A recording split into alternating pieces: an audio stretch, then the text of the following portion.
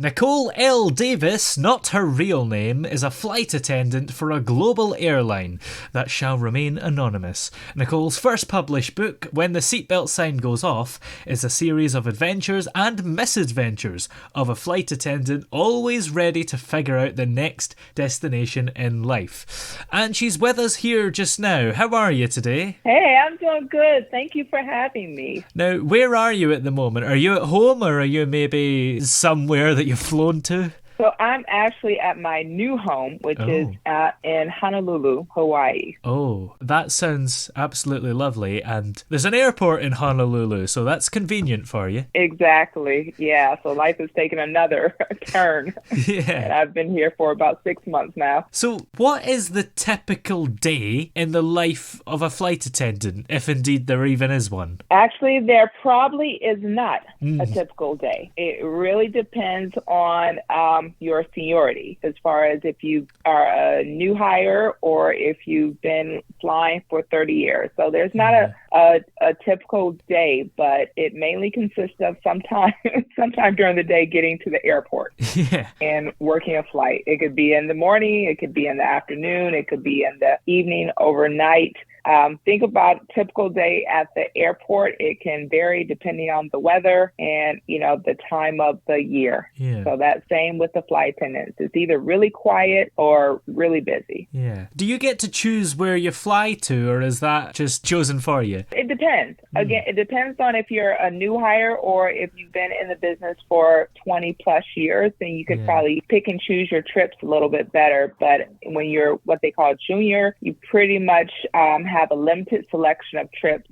If you're brand new, you're reserved and you go wherever they tell you to go. Yeah. It must be maybe annoying that you get to fly to these places, but you can't really check them out. Yeah. And so it's great when you do have enough time to check some place out. Yeah. I've had some great trips where it's like, okay, I have a 24 hours. I can, go out and see and explore stuff, and you make the most of it. Sometimes you just don't sleep. Other times you have time on your own, and which is the best time to go and check out. You'll have a vacation a week or two, or you'll have some downtime. So you can fly or jump on a plane and explore on your own, which is the great place. Yeah. So the flight benefits are still great. Even if you don't get to use them sometimes while you're working, you can always use them in your off time. Yeah.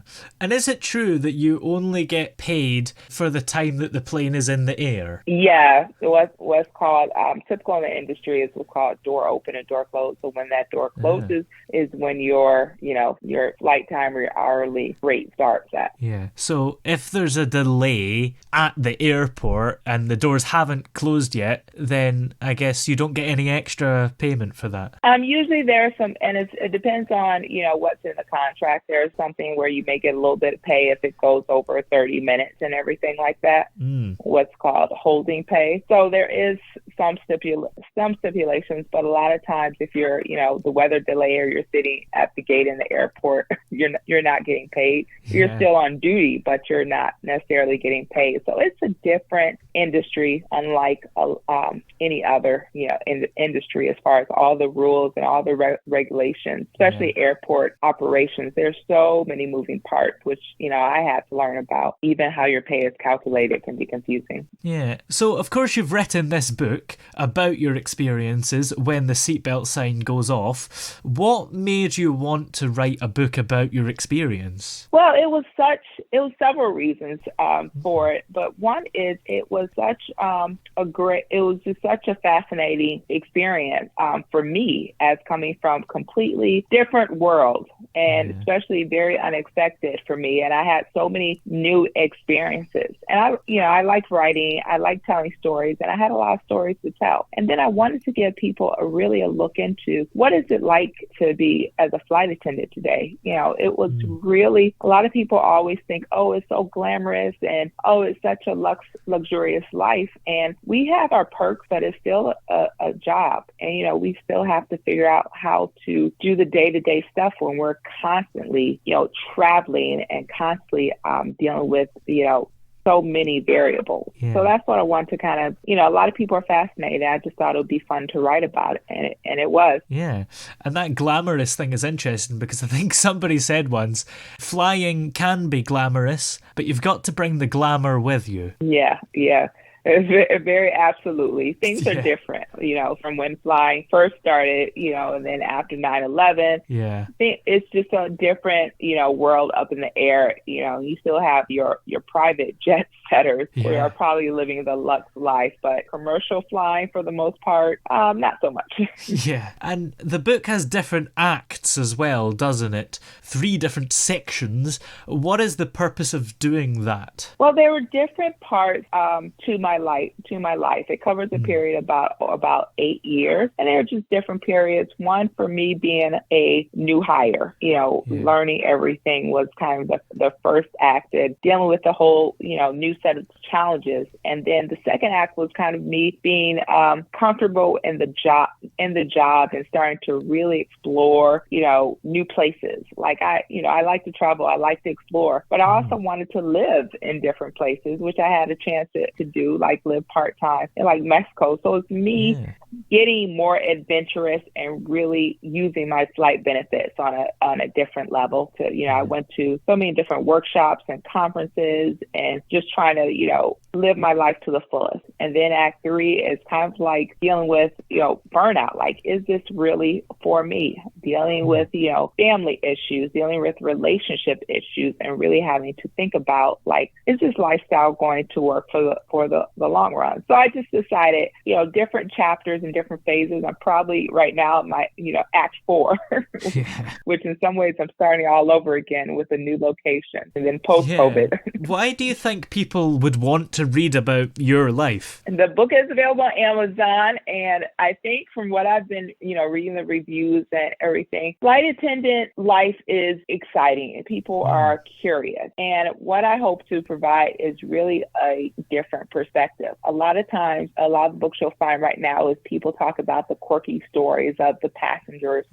on the plane. And let me tell you this funny thing that happens, but there's so much more, so I want to kind of make it like, more than just my job. That's why it's called When the Seatbelt Sign Goes Off. I'm referring to the last time it goes off. It's when the plane lands. It's when, finally it's time to get off the plane. Yeah. And there's so much of a life that happens out of that I think that people can relate to.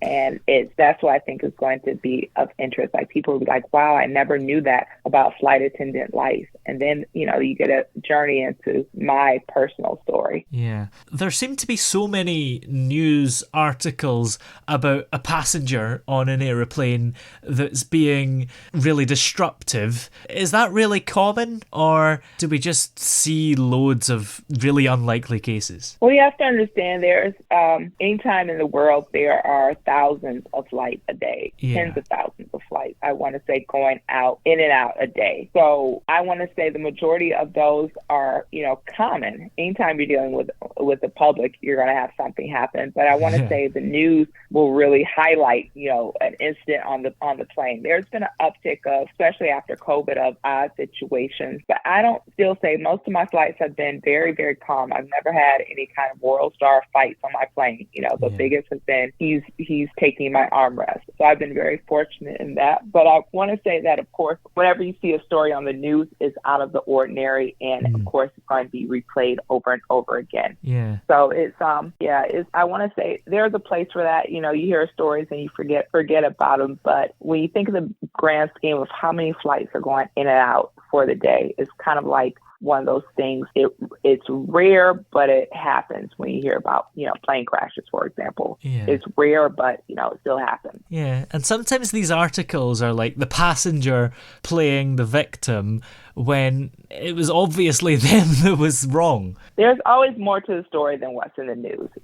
As a flight attendant, we can read something, we can know what really happened. So that's a lot of times the lawyers who are saying, okay, say this. And so, I always, my rule of thumb, unless I was on the flight, I really don't know what happened. Yeah. And I'm too jet lagged to kind of figure out to investigate or want to know what happened on the plane. I have, like everyone, theories and everything based on it, but that's the whole thing. Unless you were there and you saw everything, then you don't necessarily, know what happened. Yeah, and that's a good point about jet lag, because presumably that will affect you. I don't know if you do long haul or short haul, but how do you get around that? There's no getting around it. There's no getting around it. You're just, you deal with it. Yeah. And, with rest, I've had to learn how to rest after trip, get sleep as much as I can, try not to, take it easy, exercise, eat right, drink a lot of water. So there's no getting around it at all. It's just a matter of dealing with it and then trying to recover from it effectively. Yeah. And also, you say in the book that you're an introvert. Does that make your job harder, having to deal with people? No, not necessarily, because I probably have trained myself necessary to, I've been an entrepreneur, and so I've had to just, give myself pep talks before I go out into the world. Yeah. To remember to smile, really remember to be friendly, and then after, one thing is I have to do after is, dealing with the public and so many people, and, being outgoing is, like most introverts, have to take that time to be quiet and recharge, give myself time to decompress. So, I've had to learn how to deal with it. But I'm really, of course, I'm happiest when I'm reading a book, read a book, sitting by myself. Yeah. And as well, part of the book deals with COVID. How has that affected your work? I mean, did your airline cancel flights, or did they still happen? Because I think certainly in the UK it was a bit of a mixture depending on which airline. Yeah, it's a completely different world now. Yeah, and it was, I wasn't working after 9/11, but, after 9/11, you had a severe drop in, people who were flying. And with COVID, that's what happened as well. I talk about in the book when COVID started happening, I was on vacation in Guatemala, or I was working on the book in Guatemala, and I came back and things were like night and day. Airplanes were empty, and I was still trying to figure out, like, okay, what's going on? Why is the plane empty on the way there, on the way back? So one of the things, I talked about in the book was I, have this job that I love. And, the industry was facing such a drop in demand. I didn't know if I'd still be employed. And it has changed. I've decided, not to fly during COVID. We were offered, because there wasn't a lot of work, leave of absence. And so during that time, I was able to finish the book. But still, we wear masks now. We have to wear masks for, 10 hours a day. We still have those who don't want to wear masks on planes, and you have to tell them again and again, put your mask on. So I hear that's ending soon. We'll see. But it's been different. It's another layer of stress. Yeah. And then people are still been locked in, and they lack they've forgotten some of their manners, their social skills, and just how to operate in crowds. So dealing with that too, and different protocols of cleaning so much. So it definitely, the job is not the same. It's changed again. Yeah. And here's a weird thing about the masks. In the UK anyway, when they've been mandatory, you go into a shop and, there's a few people that still aren't wearing them for whatever reason. But then when you go on a plane, it's like everyone's wearing one. And I wonder why that is. Do people just listen more to instructions on a plane for some reason? Oh, I would like to say, yeah, it depends. And then I know internationally it is a bit easier for people to just follow instructions versus domestic. Here in the U.S., people just, they always want to do what they want to do. And international is just a bit different. But so what tends to just happen is, I think when people are nervous, so they are likely to follow instructions, which is greatly appreciated. There's, a crowd of people, which especially you should be in crowd mindful. A lot of people, when COVID was at its height, were contracting COVID when they traveled and when they were in large groups. So it's, like the seatbelt thing is for, like the seatbelt, buckling your seatbelt or not getting up when it's turbulent is not only for your safety, but it's also for those around you. Yeah. So that's the same way with the mask. Yeah. And in the time that you've been a flight attendant, have passengers got worse? No, I want to say overall, no. I think it's kind of like you're always going to have, for being of time, just some people who leave the house and are going to be just, let's say, buttholes. Yeah. No matter where they go. Yeah. If they're on a plane, if they're in the grocery store, they're just going to be that person. Yeah. So I would say it's about the same that I've seen. Yeah. I think maybe right after COVID, it's a little bit more stress. So passengers were a bit worse. I know, in the industry, there has been an uptick in, unruly passengers. Yeah. And from my perspective, I haven't seen that just yet. Yeah. But I did fortunately, I missed a lot of the COVID traveling since I didn't work during then. Yeah. And of course, as well, there's this secret language on a plane, isn't there, really? Some of the beeps mean stuff to the crew, don't they? Oh yeah, absolutely.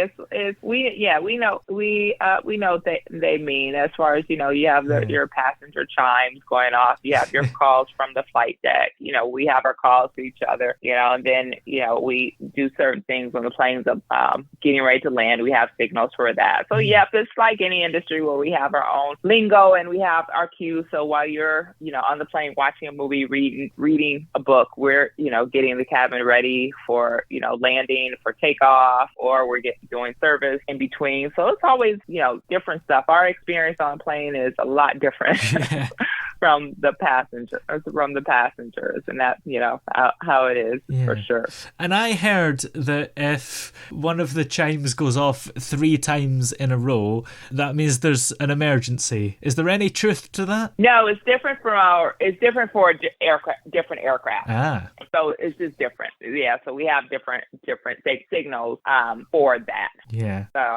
So there's you can alert. Normally, as far as if there's an emergency, we'll turn the lights on high and get on the PA type to let all the passengers know and everything like that. So I would say trying to interpret the chimes for an emergency, which would probably not be the most effective way, because I've had before, the laboratory smoke alarm goes off, and so that's and it's very alarming. But then investigation, it's a false alarm for someone pressed the wrong button, or someone was spraying hairspray or something like that. So I would say, then you're just scared for without any reason. Yeah.